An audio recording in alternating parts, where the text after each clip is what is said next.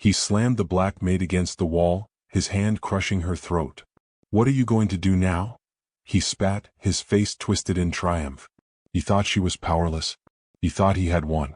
He didn't see her eyes narrow. He didn't see her hand move. And he had no idea his entire world was about to end in the next 3 seconds. Welcome to Blissful Whispers. We can't wait to show you what happens next. Before we dive in, let us know where you're watching from and what time it is in your city. Drop it in the comments below, and don't forget to smash that like button and subscribe so you never miss a story where bullies get exactly what they deserve. The city lights of Manhattan sprawled out like a galaxy of diamonds, 30 stories below the penthouse office of Alexander Vance. The room was a monument to wealth and power, all glass, steel, and rich mahogany, but the billionaire CEO wasn't looking at the view. His eyes were fixed on the tablet in his hand, his brow furrowed into a deep line of frustration. 80%, he muttered, the word tasting like ash. 80% in 6 months. He tossed the tablet onto his sprawling desk. It skidded to a stop, displaying a damning chart from their newest acquisition, the 5-star flagship restaurant La Toile d'Or. The turnover rate for black female employees in the kitchen and hospitality staff wasn't just a red flag, it was a screaming siren, a vertical line of failure. And the reason listed for every single departure? Personal reasons. Across the room, his wife, Naomi Harris Vance, watched him. She was a vision in a simple, elegant silk lounge set, but she sat with a stillness that was almost unnerving. Her posture was perfect, her back a straight line, her gaze sharp and analytical. She wasn't just a socialite, a pretty ornament for his arm at galas. She was the one person in the world whose mind he knew was sharper and faster than his own. "It's a systemic failure," Alexander said, running a hand through his hair. "The culture must be toxic. HR is completely asleep at the wheel." Naomi's reply was quiet, but it cut through the air. "It's not a failure, Alex. It's a design." He looked up. "What?" "This is a purge." She stood, moving with a silent, fluid grace, and walked to the desk. She picked up the tablet, her fingers swiping through the personnel files, her eyes scanning data points, dates, and manager sign-offs. "This isn't negligence. This is a managed, targeted removal. Someone is forcing them out, and HR is providing the cover." As she spoke, Alexander's mind flashed back to the woman he'd first met, the one whose past was a locked box. He saw her 5 years ago in a stark, gray boardroom, surrounded by hostile, suited men. She stood at the head of the table, her voice calm as she systematically dismantled a corrupt CFO's entire fraudulent scheme. "The transfers were masked by 12 different shell accounts, Mr. Henderson," she had said, her voice never rising. "But you got sloppy on the 13th. The numbers don't lie. And your numbers? They scream." The man was sweating, his high-priced lawyer stunned into silence. He then saw her just 2 years ago in their private sparring gym. Her trainer, a man twice her size with the build of a linebacker, lunged at her. In a blur of motion, she didn't meet his force, she redirected it. She used his own momentum, spinning inside his guard, striking an elbow joint and sweeping his leg. The man was on the mat in a chokehold before he could even register the takedown, tapping out with a gasp. "Fluid and deadly, Mrs. Vance. Always." The images faded, leaving the elegant, composed woman in the penthouse. "I'll send in a full corporate audit team tomorrow," Alexander declared, his CEO instincts taking over. He moved to his phone. "Top-down review. We'll find the leak in 48 hours. Naomi shook her head, placing a hand on his arm, stopping him. "No. An auditor?" He paused. "They're the best investigative team we have." "And they're outsiders," she interrupted, her voice firm, unwavering. "A predator this precise, this arrogant, knows how to hide from a spreadsheet. They smell corporate a mile away. The moment they walk in, he'll clean house, point to a low-level scapegoat, and the rot will remain. You'll never catch him." "Then what?" he asked, his frustration returning. "What's your solution, Naomi?" Naomi walked to the floor-to-ceiling window, looking down at the river of lights from the cars below. "You can't find this from the top," she said. "The problem isn't in the executive reports. It's in the kitchen, in the locker rooms, in the whispers the staff is too afraid to say out loud. You have to find it from the bottom." A cold dread settled in Alexander's stomach. He knew that tone. "Naomi, what are you talking about?" She turned, her expression set, resolute as steel. I'll go in myself. Undercover. What? He stood up, his voice rising for the first time. Absolutely not. That's insane. Naomi H. New hire, she continued as if he hadn't spoken, her mind already working through the logistics. Kitchen staff, maid service, whatever gets me on the inside. I can get hired tomorrow. I already built a fake resume. No, Naomi. It's too dangerous, he protested, moving toward her. This is a pattern of abuse. What if this person is violent? We don't know who or what we're dealing with. Yes, we do, she said, her voice dropping, all the warmth gone. It was the voice of the investigator, the focus of the fighter. We're dealing with a bully. A racist who gets his power by preying on women he thinks are powerless. He's hiding a dark secret, and I'm going to expose him. Alexander paced the room, his mind reeling. This is why we have security teams, Naomi. Professional investigators, people who get paid to do this. And they'll fail, she stated, not as an opinion but as a fact. He'll see them coming. He won't see me. She gestured to her face, her hands. He'll see a black woman looking for a low-wage job. He'll see someone to be ignored, someone to patronize, someone to bully. He'll get comfortable, he'll get arrogant, and he will slip. And I'll be there to catch him. Alexander finally stopped pacing. He knew that look. It was done. He slumped into his chair, defeated, and picked up the tablet, staring at the long, tragic list of names who had resigned. They're being bullied out of their jobs, he said, his voice thick with anger. Systematically hunted and forced out. And HR is letting it happen. The whole system is letting it happen. It's a disgusting abuse of power. If you believe every single person deserves a safe and respectful workplace, hit that subscribe button. Only people who think it's okay to bully others out of their livelihood would just ignore this. Latoile Dior's kitchen was not a place of culinary joy. It was a gleaming, stainless steel war zone. The air was thick with the hiss of gas, the sharp clatter of pans, and a tension so heavy it felt like a physical weight. It was a sterile, high-pressure battleground where everyone kept their heads down, moving with the frantic, nervous energy of soldiers in a trench. Naomi, now Naomi H., felt the atmosphere settle onto her shoulders like a shroud. Her simple, ill-fitting uniform was a far cry from her silk robes, but it was the perfect camouflage. She was just another shadow in a room full of them. The other staff, a mix of young line cooks, stressed servers, and weary kitchen porters, moved around her, their eyes averted, their faces set in masks of strained neutrality. They were beaten down, wary of any new face, knowing that friendship was a liability and survival depended on invisibility. Then he walked in. Mark Jennings glided through the swinging doors from the dining room, and the temperature in the room seemed to drop 10 degrees. To the departing guests, he was a vision of hospitality, his white suit impeccable, his smile a practiced oily veneer of charm. So glad you enjoyed the tasting menu, Mr. Henderson, Naomi heard him coo to a diner. Do come back soon. The door swung shut. The smile vanished. It didn't just fade, it was retracted like a predator pulling back its lips to bare its fangs. His eyes, moments before warm and welcoming, turned flat and cold. He was no longer a host, he was a warden.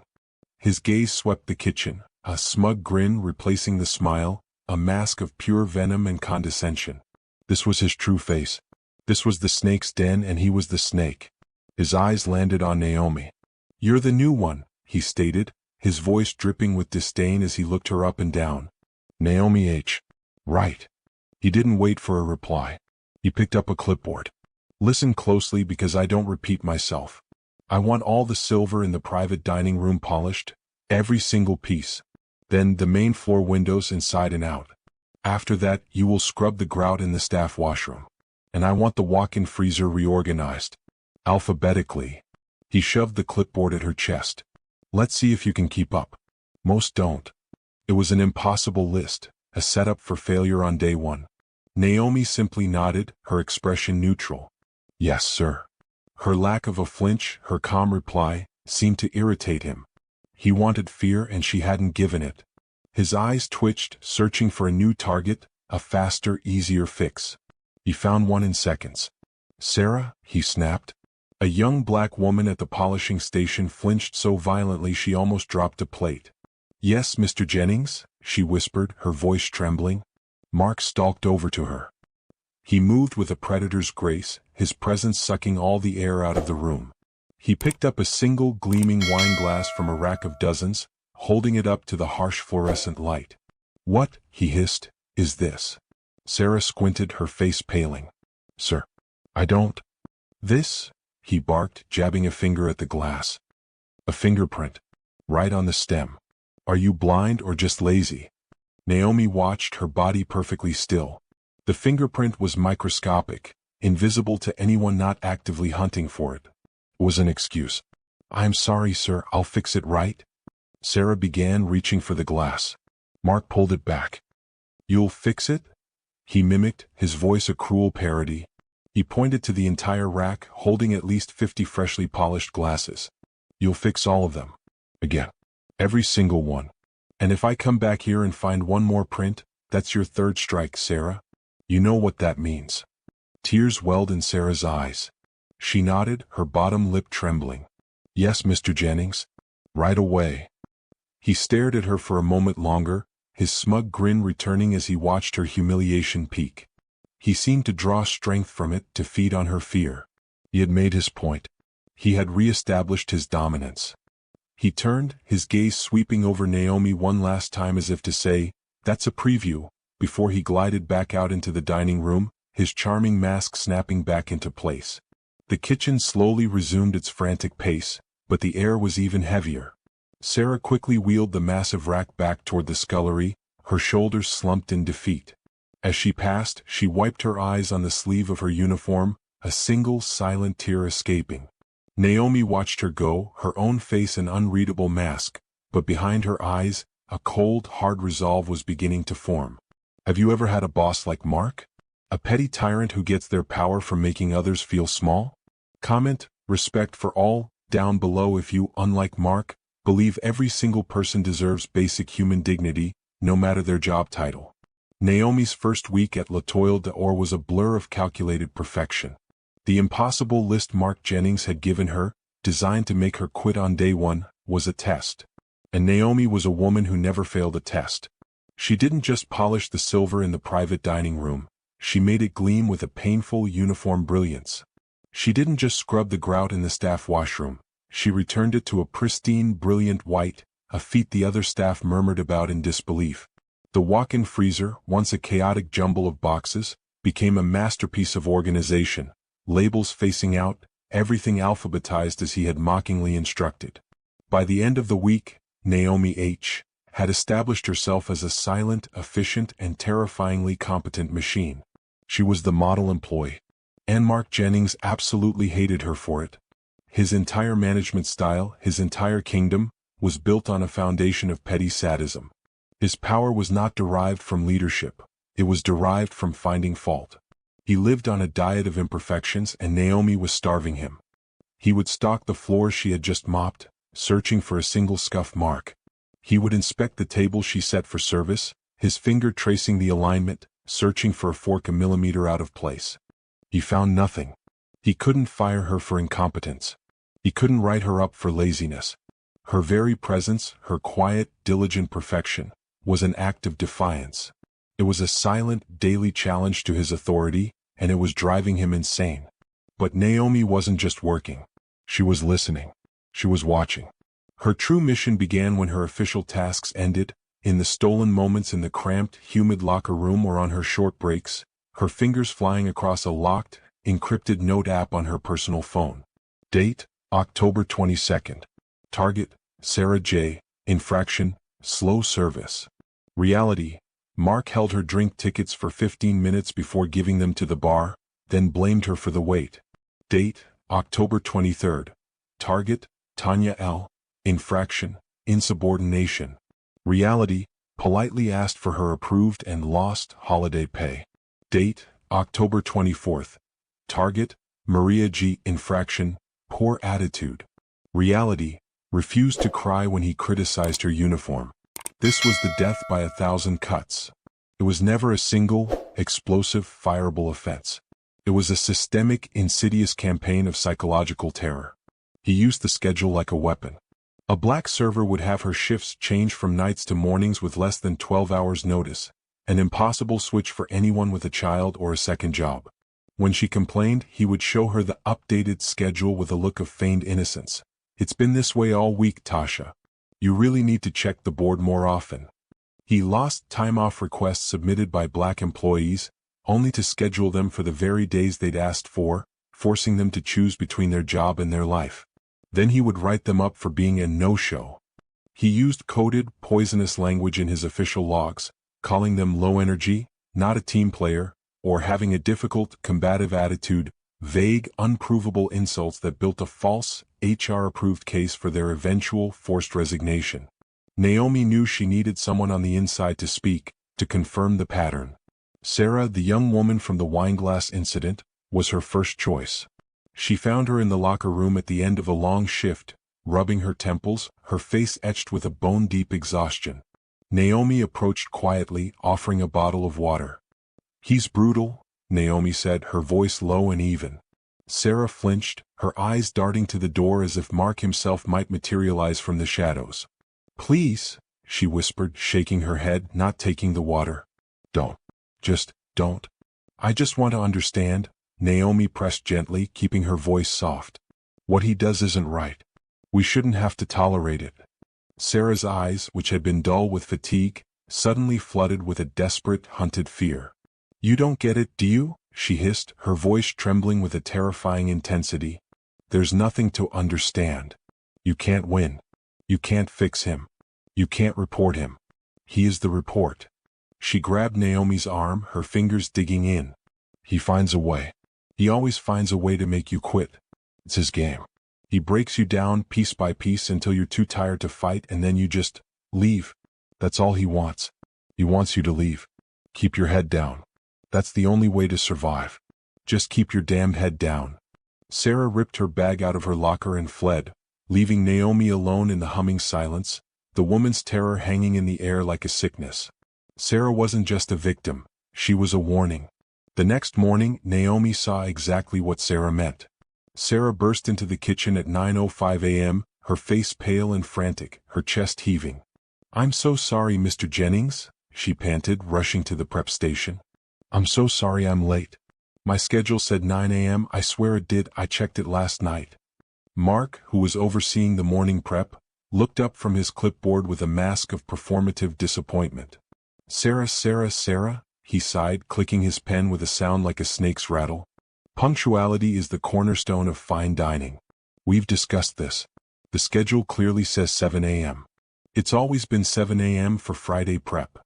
He turned the printed sheet toward her. Sarah's eyes widened in horror. "What? No. No, I looked at it. A write-up, I'm afraid," Mark said, his voice dripping with false regret as he scribbled on his clipboard. "And this is your third one this month. One more of these, Sarah, and we're going to have a very serious talk about your future here." He tore the pink slip from the pad and handed it to her. As she took it, her hand shaking so badly she could barely grasp it, Mark's lips twitched in that familiar, smug smirk. He had done it. He had waited for her to leave, changed the schedule in the system, and reprinted it. He had manufactured her failure. He enjoyed her confusion. He loved her panic. Mark Jennings is the definition of a workplace bully. He thinks his power makes him untouchable. Smash that like button if you are sick and tired of arrogant people who look down on others. Let's show the world we stand against bullies. His cruel task complete, his ego fed, Mark turned, his malice now needing a new outlet. His gaze landed on Naomi, who was at her own station, methodically polishing silver, her movements steady, her back straight. She had seen the entire exchange, her face unreadable. "What are you looking at?" he snapped, his voice sharp. Naomi didn't flinch. She simply paused her work and looked at him, her eyes calm and unreadable. This, more than anything, infuriated him. He strode over to her, invading her space, leaning in close. "This is your third day. Are you really this slow? I can hear your brain trying to work from here. Did they forget to train you, or are you just incapable of basic tasks?"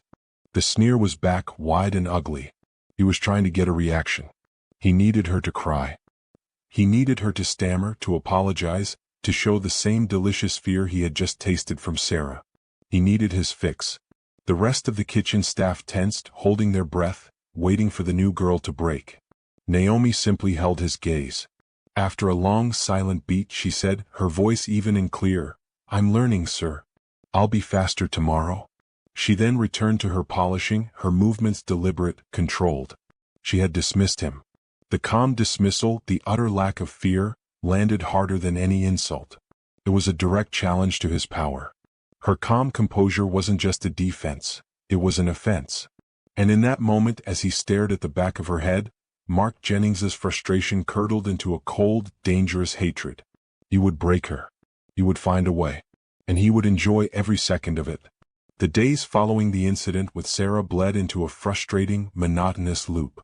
Naomi was hitting a wall, one built of pure, unadulterated fear.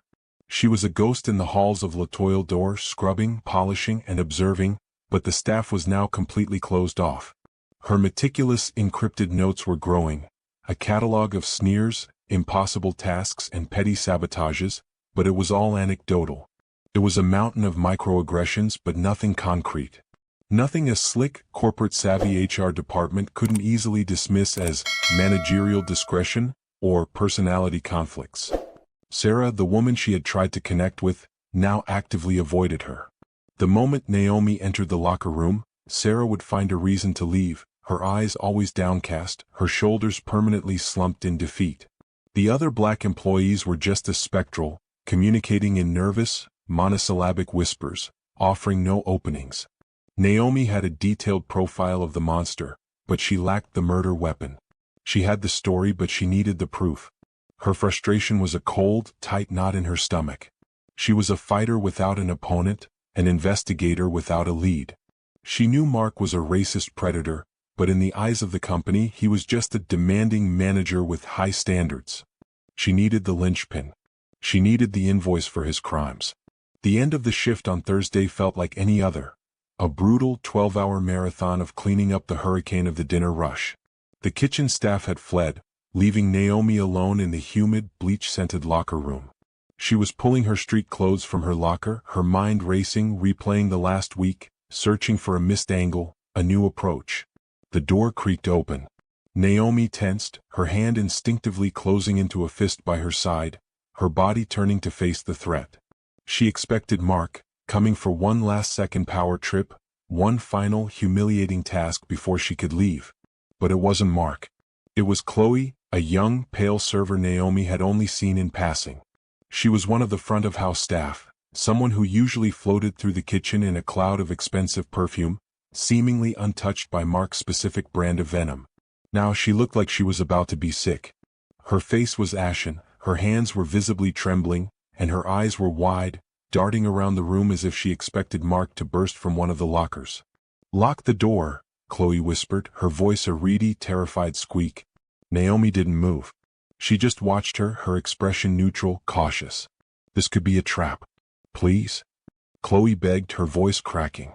She lunged for the door herself, fumbling with the lock until it clicked shut.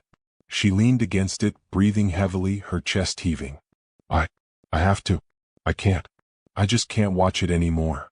"Watch what?" Naomi's voice was flat, an invitation for Chloe to fill the silence. "Him. Mark." Chloe clarified as if the name itself was a curse. "What he did to Sarah last week. What he's been doing to you. The things he says when he thinks no one is listening. It's disgusting." Naomi remained silent, her analytical gaze pinning the nervous server. This was either a performance or the break she'd been waiting for. Chloe seemed to mistake her silence for doubt, and a frantic frustration broke through her fear. Don't act like you don't know," she pleaded, taking a step closer. "Please? I see you. I see you watching him. I know you're not like the others. You're different. You're not scared of him." That was it. Chloe wasn't just confessing, she was recruiting. She had seen Naomi's composure not as weakness but as strength. "He's a monster," Chloe continued, her voice dropping to a conspiratorial whisper. "But he's a stupid, arrogant monster. He's so proud of what he does, he writes it all down." This sent a jolt through Naomi, a charge of electricity that sharpened her focus to a razor's edge. Her eyes narrowed. "Writes what down?" "Everything," Chloe breathed, her own terror mixing with a strange, giddy thrill of betrayal. "He keeps a private ledger. A little black book locked in the bottom drawer of his desk. It's not the official HR log they see upstairs. It's his real log. She leaned in closer. It's his little black book of hate. I saw it. I swear. I was setting up his office for a private dinner last month. He thought he'd locked his desk, but it was open. I looked. What did it say? Naomi's voice was cold, precise. It's awful, Chloe whispered, shaking her head as if to clear the memory. He has notes. On everyone he's forced out. He called Sarah. He wrote, attitude problem, too much sass. He wrote that Tanya, who was fired last month, had too much mouth and was combative. It's all there. The real reasons. It's racist. It's just pages of it. It's the proof. Naomi's heart, which had been beating at a steady, controlled rhythm, gave a single hard thump. This was it. This was the smoking gun. This was the hard evidence that could never be dismissed. Why tell me? Naomi asked, her voice still level, testing her one last time. Because you're the only one who doesn't flinch when he walks in the room. Chloe burst out, her voice cracking with a mix of awe and desperation. I'm a coward. I know it. I hate myself for it. But I can't sleep. I can't take his money anymore. You can do something. You're the only one brave enough. Chloe's hand darted into the pocket of her server's apron. She pulled out a standard-issue employee keycard. This is mine. But I've been planning this. I changed the permissions in the system this morning when I clocked in. Just for today. It will open his office door. She glanced frantically at the cheap plastic watch on her wrist, her hand shaking so badly the keycard rattled against the metal band. He just left. The big weekly managers' meeting on the top floor. He's always gone for a full hour. Sometimes more. She shoved the keycard into Naomi's hand. The plastic was warm and damp from her nervous, sweaty grip. This is your only chance, Chloe whispered, her eyes pleading. You have to be careful. He has a camera, but it's on his computer. It only records when the computer is on. He just left. The screen is black. You have, maybe an hour. Please, Naomi. Get him. Get him for Sarah. Get him for all of us. Naomi's fingers closed around the keycard. The cold plastic felt like a key, a weapon, a bomb. The wall of frustration that had been building for weeks didn't just crack. It was obliterated, replaced by a clear, sunlit path to the end. A surge of cold, sharp hope, like a shot of adrenaline, flooded her system. This was the linchpin. She looked at the terrified server. Chloe wasn't a coward. She was just a different kind of fighter. Naomi gave her a single sharp nod. Go. Now. Before someone sees us.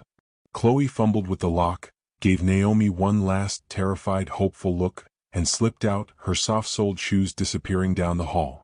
Naomi was left alone in the humming silence of the locker room, the keycard heavy in her palm. The game had just changed, and she was about to win. The keycard was a dead weight in Naomi's hand. The hope it represented just moments before had curdled into a cold, heavy liability. She had to wait. The locker room was no longer a staging ground, it was a cage. She took a deep, centering breath, forcing the adrenaline from her system. He's back early. The plan is blown. Adapt. She stashed the card in her shoe, the one place he would never think to look, and walked back out into the belly of the beast. The kitchen, which had been simmering with prep, was now at a full rolling boil. Friday night service was on. The air was a weapon, a thick, humid assault of heat, shouting, and the smell of searing meat. She saw him immediately. Mark wasn't in his usual spot, observing from the pass. He was in it, storming through the hot line, his white suit jacket already gone, his silk tie loosened as if he were choking on it. He looked like a man who had just lost a bare-knuckle brawl. His face, usually a mask of controlled, smug condescension, was a thundercloud of raw, unfiltered rage. His managerial meeting hadn't just been cut short, it had clearly been a disaster, a direct assault on his ego. And now his ego needed to be fed. It needed a victim. His eyes, already furious, scanned the room and locked onto Naomi. She was the perfect target. The employee who refused to cower. The one who, in her quiet, maddening competence, had become a mirror to his own ugliness. She was the repository for all his rage. He changed direction, moving with a predator's lethal purpose. Naomi, her mind racing, tried to make herself invisible. She was at the beverage station, her back to him, polishing glasses with the same steady rhythmic motions she always used. She was a ghost. She was a machine. But he was hunting this specific ghost. He came from the stove line, his movements jerky and aggressive. In his hand he held a small, gleaming metal pot, steam rising from its rim. He was moving too fast, his shoulder checking a line cook as he passed. As he reached Naomi's station he stumbled, his arm lurching forward. A full quart of scalding, rolling, pasta water hot liquid sloshed from the pot. It wasn't a spill. It was an attack. The water didn't hit her. Naomi's reflexes, honed in a life he couldn't possibly imagine, were faster than his malice. She didn't jump, she didn't yelp. She simply moved, a fluid, lateral shift, a single economical motion that saved her from serious, scalding burns. The boiling water hit the black rubber mat where her feet had been a millisecond before. It exploded with a violent hiss, a cloud of angry steam billowing up around her station. "Watch it," he barked, his voice a guttural snap. He was barking at her. "You're in the way. Always in the way. Look at this mess." He didn't ask if she was okay. He didn't apologize. He glared at her, his eyes filled with a terrifying, open malice. It was an accident, that was anything but. It was a test, a physical escalation. He had tried to hurt her. Naomi's heart was hammering against her ribs, the phantom heat of the water stinging her ankles. But her face remained a mask of perfect, subservient calm. "My apologies, sir," she said, her voice impossibly even. "I'll clean it up." This was not the reaction he wanted. He wanted tears. He wanted a scream. He wanted her to run, crying, from the kitchen. This calm, this unbreakable, inhuman composure, was the final straw. It was a rejection of his power. His rage, which had been a raging fire, now condensed into something cold, dark, and far more dangerous. A slow, ugly smile spread across his face. But it wasn't his usual, smug grin. That grin was for show, for pleasure, for his petty little victories. This was a grimace of pure, unadulterated spite. He was done playing. He was going for the kill. "You're right," he said, his voice dropping to a low, dangerous purr that cut through the kitchen's roar. "You will apologize. In fact, you'll apologize to the entire kitchen. For existing." He pointed. He didn't point to the small, spilled puddle of water. He pointed to the center of the kitchen, to the main drainage line that ran the entire length of the hot line, where the chefs worked in a frantic, sweaty dance. He pointed to the long metal grates, caked with the filth of a 12-hour shift. He pointed to the grease traps. "They're clogged," he announced, his voice rising, drawing the attention of the entire line. The chefs paused, their spatulas and pans held mid-air. "They're disgusting. I can smell them from my office. The stench of failure." The kitchen staff froze. That job was the lowest of the low. It was a foul, gag-inducing task reserved for the overnight deep cleaners, a job involving scraping out buckets of congealed, rancid, gray-green fat and old food. It was never, ever done during service. It was certainly never done by a kitchen maid. This wasn't a task. This was a public execution. "You," Mark said, his voice ringing with theatrical authority, "are going to clean them. Right now. On your hands and knees. In front of everyone. Where you belong." He had finally done it. He had found the one task, the one public humiliation, so vile, so degrading, that no human being could endure it with dignity. This was the moment she would break. This was when she would finally cry or scream or quit. He would win. He would shatter her in front of the entire staff. The kitchen was silent, save for the hiss of the gas. Every eye was on Naomi. Naomi looked at the grease trap, a long, filthy scar running down the center of the floor. She looked at the line cooks, their faces a mix of pity and fear. Then, slowly, she looked back at Mark, at his triumphant, scowling face. She held his gaze for a long, silent 3 count. Then, with a slow, deliberate nod, she said, "Yes, sir." The word was a vacuum sucking the air from the room. It was not the response of a broken victim. It was the response of a soldier. She turned, walked to the utility closet, and retrieved the industrial-strength rubber gloves, a metal scraper, and a heavy-duty bucket. She returned to the center of the kitchen, in the middle of the frantic, chaotic rush, knelt on the hard tile floor, pulled up the first heavy, stinking grate and began to work. The kitchen exploded back into motion around her, but she was the eye of the storm. Chefs had to physically step over her. Servers, rushing out with trays of $60 entrees, had to pivot to avoid her bucket. She was an island of impossible calm, her movements methodical, scraping the foul, congealed grease into the bucket, her face a mask of neutral concentration. And her calm was driving Mark mad. He stood over her, his arms crossed, his $2,000 Italian leather shoes just inches from the filth she was scraping. He was supposed to be triumphant, but he looked frantic. His victory was hollow. She was obeying, but she was not broken. She was enduring. She was winning. His smug grin was a distant memory, replaced by a permanent, ugly, twitching scowl. His face was red. She was ruining his masterpiece. He had to add one more layer. He had to break her focus. He spotted a dirty, discarded cleaning rag on a bus pan, a disgusting cloth caked in old food and rancid sauce. He snatched it up, his movements jerky. He threw it at her feet. It landed on the mat with a wet, heavy thwack inches from her hand. "You missed a spot," he spat, his voice trembling with a rage he could no longer control. "Clean it. Now." This is pure, unadulterated arrogance. Mark thinks his job title makes him a king and everyone else a peasant. If you believe hard work and character matter more than a title, hit that subscribe button right now. Only arrogant, entitled people like Mark would just scroll by. The rag landed with a wet, heavy thwack on the mat. "Clean it. Now," Mark spat, his voice trembling with a rage he could no longer control. Naomi knelt in the filth, the stench of the grease trap thick in her throat, the chaotic roar of the kitchen fading to a dull hum. She was an island of impossible calm in a sea of his making. She looked at the disgusting rag. Then, slowly, she looked up at him, her eyes as cold and empty as a winter sky. She didn't move. She just stared. Her stillness was a mirror, and he couldn't stand the reflection. He was a king without power, a tyrant without fear. He needed to break her, and he had failed. "What are you waiting?" He began to roar, but his tirade was cut short by a sudden, catastrophic crash from the pass. "Fire! Fire!" a line cook screamed. A sauté pan, overheated and forgotten, had exploded in a column of white-hot flame, the Ansel fire suppression system hissing to life with a deafening whoosh, spraying white chemical foam over half the line. Chaos erupted. Mark's head snapped toward the new disaster, his face turning a shade of apoplectic purple. "You idiots!" he bellowed, his humiliation momentarily forgotten, replaced by pure logistical fury. "Get that line shut down. Now." This was it. While every eye, including Mark's, was on the fire, Naomi moved. She didn't scramble, she flowed. In one fluid motion she rose, dropped the scraper and gloves into the bucket, and moved through the pandemonium. She was just another shadow in a room full of smoke and panic. No one saw her exit the kitchen.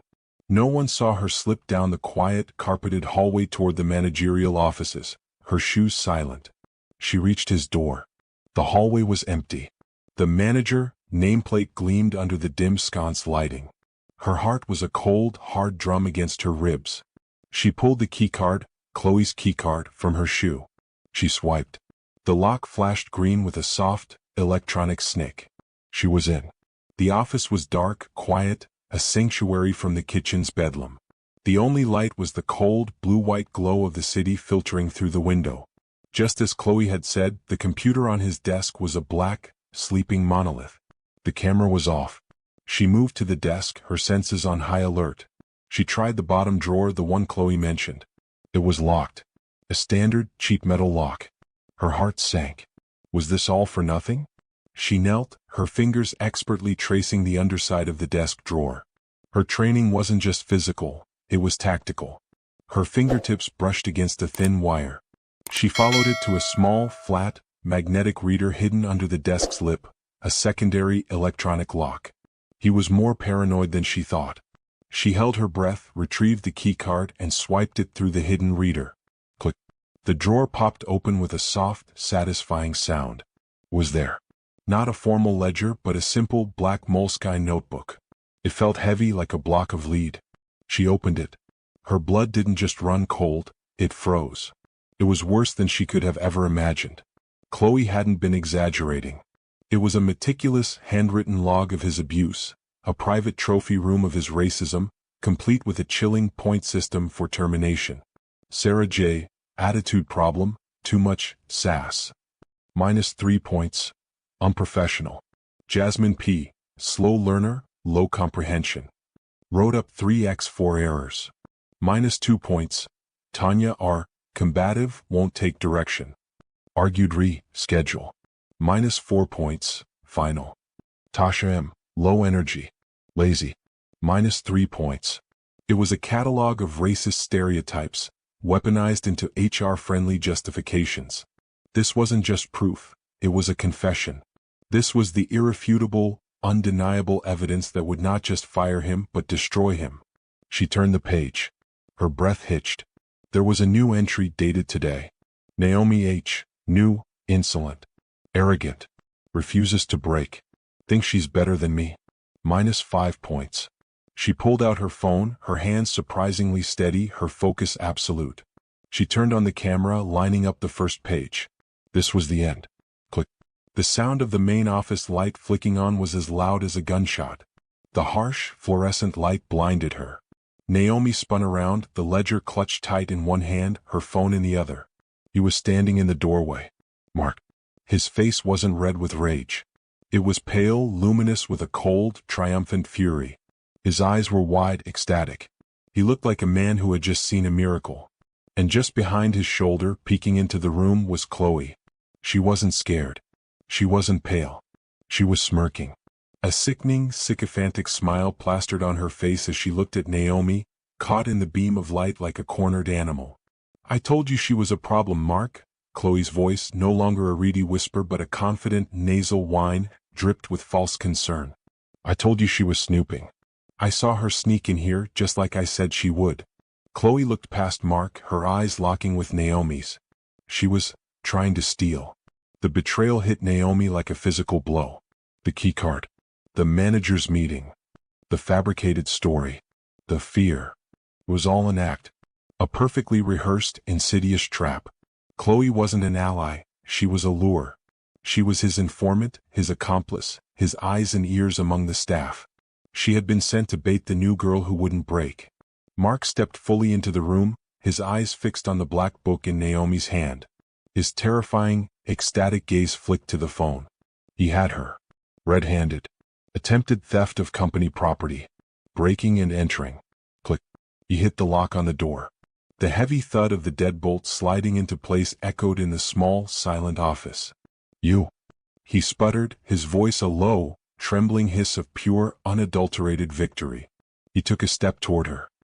You little thief. He advanced, his pale face glowing under the harsh light. He was no longer a frantic, cornered manager. He was a god in his own domain, and she had just committed the ultimate sin. He smiled, a real smile this time, full of rot and relief.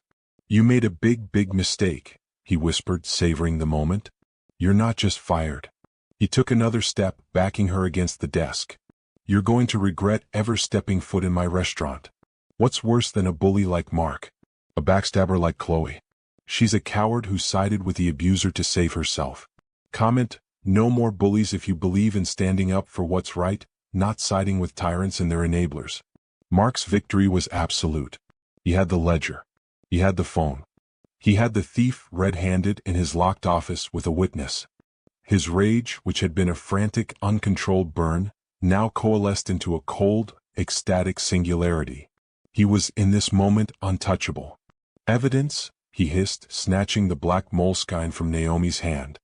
He then ripped the phone from her other hand, his fingers greasy on the screen. Attempted theft of private company property. Malicious corporate espionage. Oh, you are done.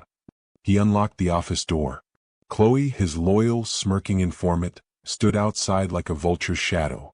Call security, Mark ordered, not looking at her. His eyes were fixed on Naomi, burning with a triumphant, possessive hatred. Tell them we have a thief in custody. Yes, Mark, Chloe cooed, her face a mask of false horror. No, Mark said, a new terrible idea dawning. Wait, not yet. Security is too quiet, too private. This needs to be public. This needs to be a lesson. He grabbed Naomi's arm, his fingers digging into her bicep like steel talons. He yanked her out of the office, his grip so tight she could feel his knuckles against her bone. He wasn't just holding her, he was parading her. He dragged her down the quiet, carpeted hallway, past the stunned reservationists, and shoved his way through the swinging double doors into the kitchen. The kitchen, which had been a scene of pandemonium from the fire, skidded to a halt. The hissing of the fire suppression system died down. The shouts of the chefs stopped. Every single employee, the line cooks, the servers, the dishwashers, even Sarah, who was hiding by the pantry, froze. The only sound was the drip, drip, drip of a forgotten faucet.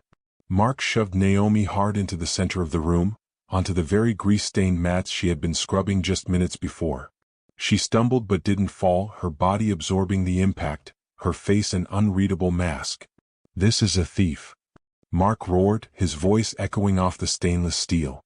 He held up Naomi's phone and the black ledger, waving them in the air like trophies of war. "I caught this filth, in my office, breaking into my desk, stealing my private property." Chloe scurried in behind him, positioning herself at his shoulder, her face a perfect picture of a shocked, dutiful employee. "It's true," she said, her voice loud enough for everyone to hear. "I saw her. I tried to stop her, but she's a spy." Mark screamed, working himself into a performative frenzy. He needed this. He needed the public execution to erase the humiliation of her defiance, to cement his power once and for all. He was the king, and this was a public hanging. He paced in front of her, his eyes wild. He needed a prop, a final punctuation mark. His gaze landed on a stack of polished plates. He snatched one, his eyes scanning it, a predatory smile spreading across his face as he found what he was looking for. "You see this?" he hissed, holding it up. He pointed to a single, microscopic hairline crack on the rim. "This is your work. It's lazy. It's incompetent. It's filth." And he smashed it. He threw the plate down at her feet, where it exploded in a spray of white porcelain shrapnel. The sound was like a gunshot in the silent room. "This is what you are," he shrieked, his voice breaking with the force of his venom. "You are lazy. You are incompetent. And you don't belong here." He stepped into her personal space, shoving his face inches from hers. The smell of his rage, a sour, acidic wave, washed over her. His voice dropped to a venomous, spittle-flecked whisper that was somehow louder than his screaming. "You think you're so smart, don't you? You think you can come in here, into my kitchen, and look down on me? You think you're better than me?" He gestured to the ledger in his hand. "You wanted to know about the others? You wanted to know about Sarah and Tanya and Jasmine?" He laughed, a short, ugly bark. "They were just like you. Arrogant. Mouthy. They didn't know their place. And I put them back in it."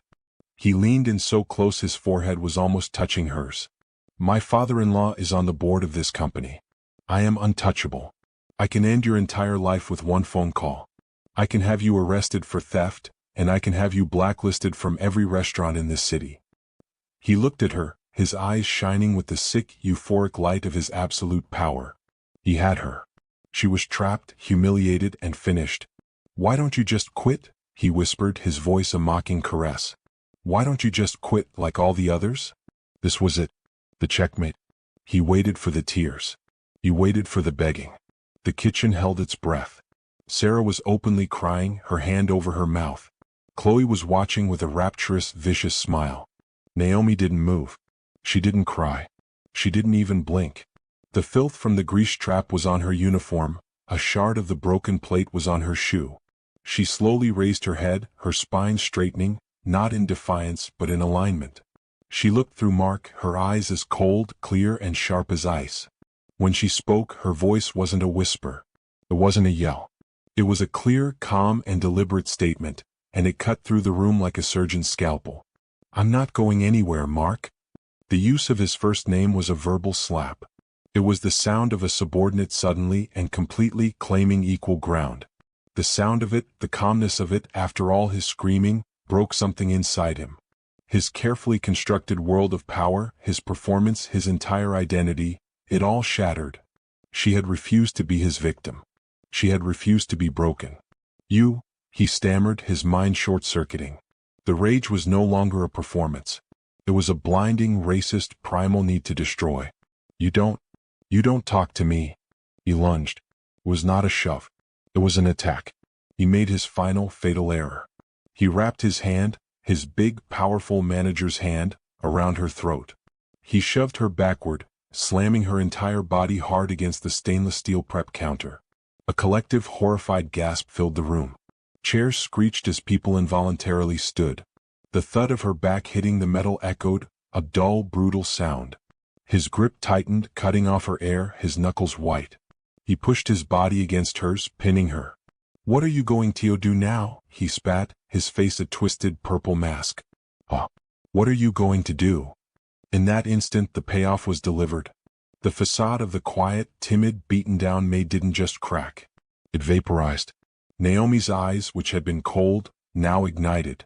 They didn't widen in fear. They narrowed with lethal, analytical precision. The years of combat training, the muscle memory buried beneath a life of boardrooms and silk robes, surged to the surface. Before his brain could even register her lack of fear, her hands snapped up. They moved like lightning, a blur of practiced, deadly motion. Action 1. Her left hand seized the wrist of the hand that was choking her. Her grip wasn't a desperate scratch. It was an iron vise, her fingers locking over the pressure points, sending a jolt of agonizing, unexpected pain up his arm. His smirk faltered. A flash of pure confusion crossed his face. Action 2. Before he could react to the pain, her right hand moved. It wasn't a punch. It was a strike. A rigid, knife-hand strike aimed directly at the most vulnerable point. The inside of his elbow joint, the one that was currently bent as he held her against the counter. It struck his ulnar nerve and hyperextended the joint, bending it backward in a direction nature never ever intended. A strangled, high-pitched cry tore from his throat, a sound of pure, unadulterated agony that no one in the room had ever heard from a human being. It was the sound of a joint being destroyed.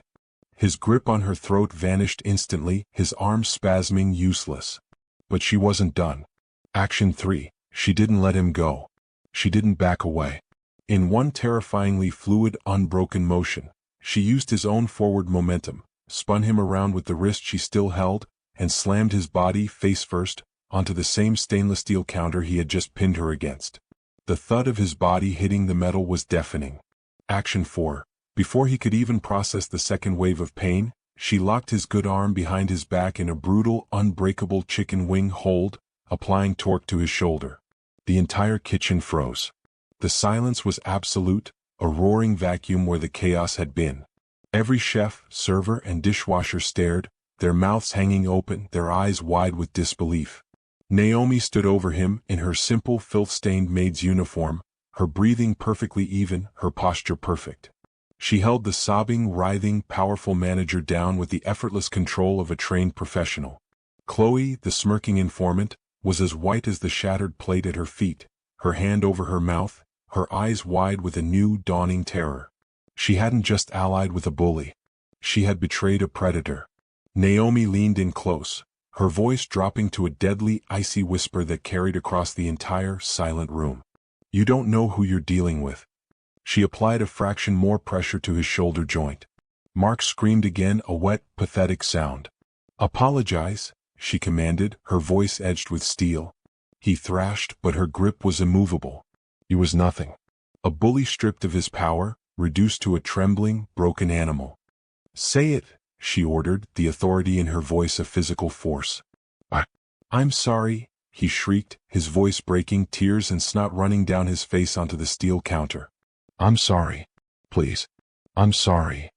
His arrogance, his power, his entire world, all of it was stripped away in less than 5 seconds. That's what happens when arrogance meets true power. He thought she was nothing and she proved she was everything. Like this video and subscribe if you love seeing a bully get exactly what they deserve. Only a hater would want Mark to get away with it. Only then did Naomi release him. She didn't just let go, she shoved him. She pushed him from the counter and he collapsed, his body boneless, all the arrogance and rage gone, leaving nothing but a pathetic, whimpering shell. He hit the floor mats with a wet, heavy thud, a puddle of a man in a ruined suit, clutching his screaming, hyperextended arm, his body convulsing with sobs. "I'm sorry, please, I'm sorry." The kitchen was a tomb. The only sound was the drip of a faucet and the pathetic, animal-like moans from the man on the floor. Every staff member was frozen, statues of disbelief, their minds shattered, unable to process what they had just witnessed. The timid maid was a lion. And then into that vacuum of stunned silence came a new sound. Swoosh. The heavy double doors to the dining room swung open, but not with the frantic energy of a server. They opened with a slow, deliberate, unstoppable force. Alexander Vance entered. He was not in a uniform. He was in a perfectly tailored $10,000 bespoke suit, a stark, powerful contrast to the grime and chaos of the kitchen. He looked like he didn't belong, which was precisely why he did. Flanking him were two stone-faced, broad-shouldered men in dark suits, their earpieces and disciplined posture screaming ex-military security.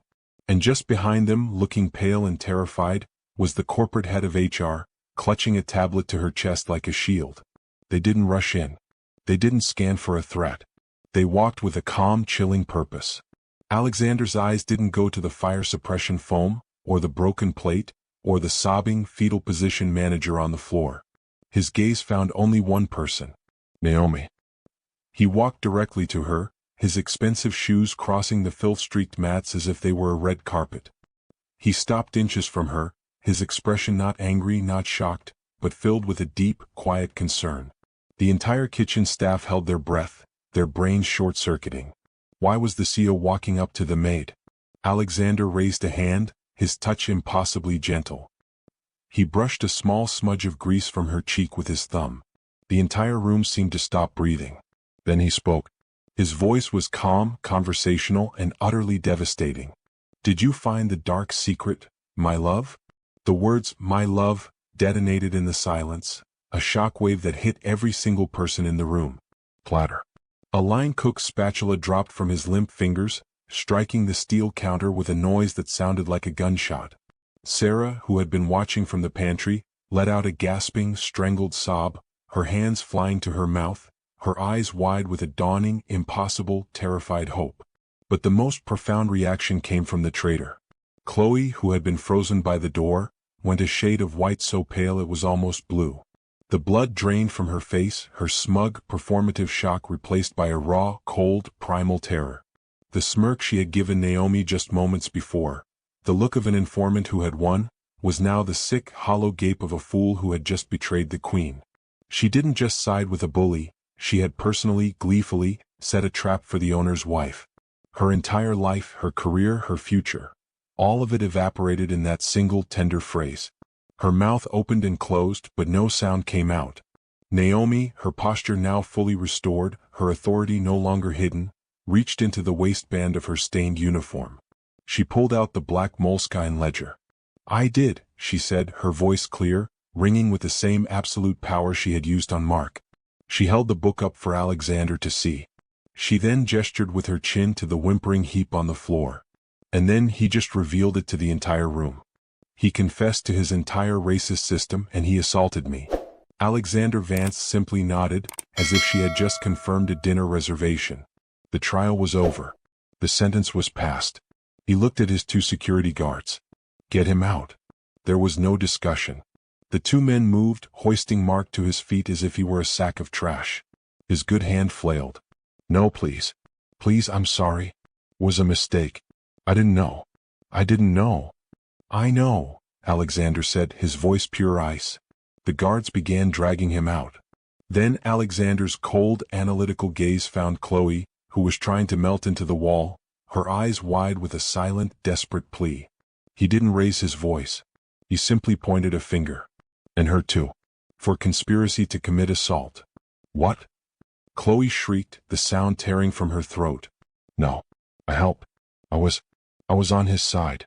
I mean, Mark, tell them. I was just doing what you said. No, please.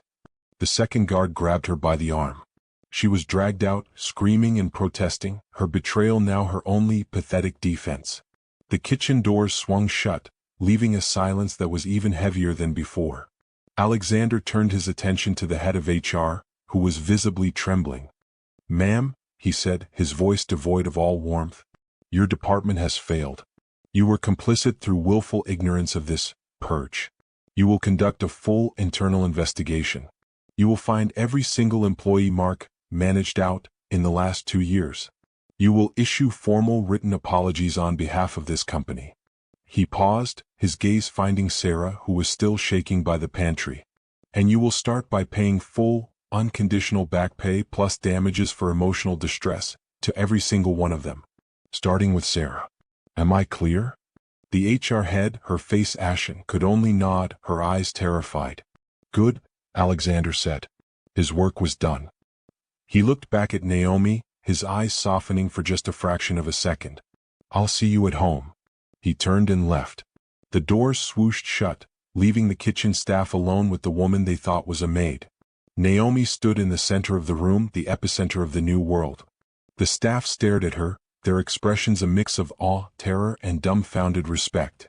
She was no longer Naomi H. She calmly, deliberately, undid the top button of her filthy, torn uniform, as if she were shedding a costume. My name, she announced, her voice projecting effortlessly into every corner, is Naomi Vance. She looked at the stunned, silent chefs and servers. Mark is gone. His way of doing things is gone.